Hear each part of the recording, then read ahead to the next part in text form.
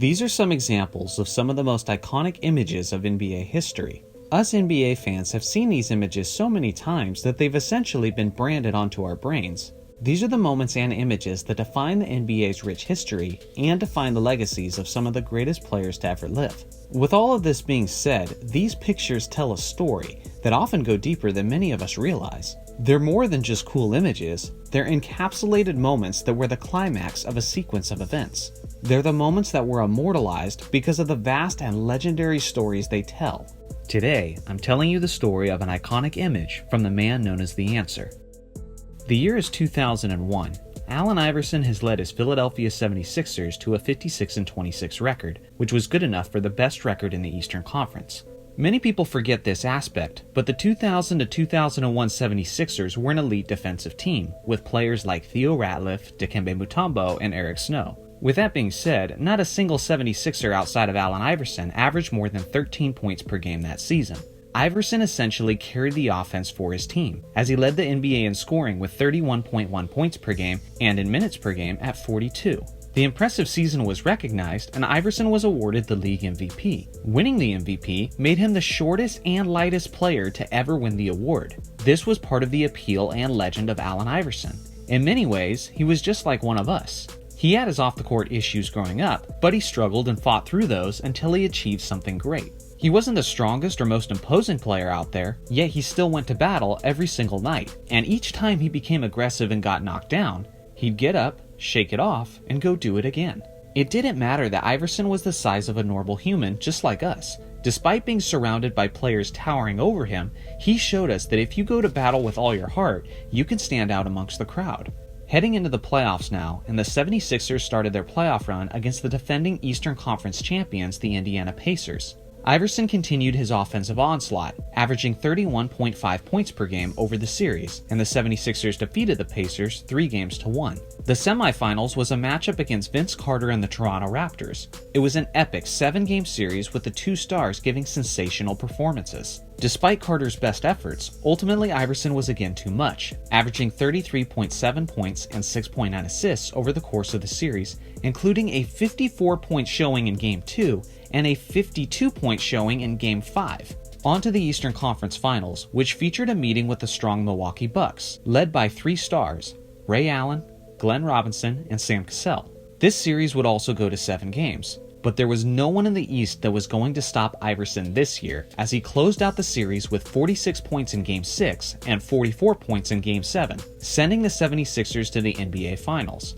It took all the scrapping and battling that Iverson could muster just to earn his Sixers a spot on the NBA's biggest stage. But over in the Western Conference, things were quite different. The defending champion Lakers were on one of the greatest playoff runs in NBA history.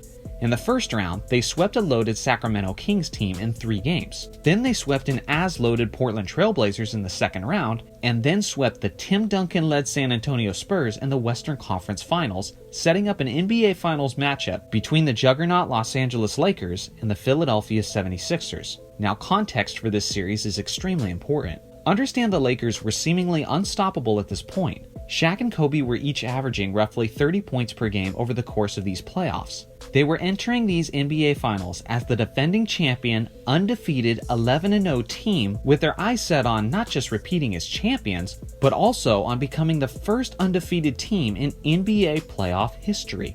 Also understand that the NBA in the early 2000s was kind of similar to the way the NBA has been in recent years, in the sense that the Western Conference was far stronger than the Eastern Conference, and the Lakers had just steamrolled their way through it while the 76ers barely made it. With all of those things considered, almost no one in the basketball world gave the 76ers a shot at even winning a game against these overpowered Lakers, as the Lakers were considered one of the most highly favored teams in NBA Finals history. Essentially, this was David versus Goliath on a basketball court. All that led into June 6, 2001 in Los Angeles. You could feel the excitement and energy as a Laker crowd was eagerly anticipating their team making history. It was supposed to be a breeze for LA, but AI had something different in mind. Shaq had picked up where he left off from last year's NBA Finals, dominating Dikembe Mutombo, Matt Geiger, and everyone else Philly tried to throw at him, en route to Shaq posting an incredible 44 points and 20 rebounds. It was going to take more than that against Allen Iverson though, as he continued his incredible year, scoring in a multitude of ways even while being guarded by an elite defender in Kobe Bryant. The game was back and forth throughout, and ultimately needed an overtime to decide the outcome. Throughout the game, the Lakers had been rotating between defenders on Iverson. Tyronn Lue was actually doing a decent job. Sure, Iverson was scoring a ton of points, but he was also taking a ton of shots to do so. With his stifling, in-your-face defense, he was clearly causing some level of frustration for Iverson. The game was tied on the final possession of the fourth quarter, and Lue actually denied Iverson from getting the ball for a chance to win the game. Into overtime now, and the Lakers are up by 4 points, with a little over 3 minutes left, when iconic voice of the NBA, Marv Albert, has the audacity to say this concerning Lue's defense on Iverson. Iverson will be dreaming about Tyronn Lue tonight.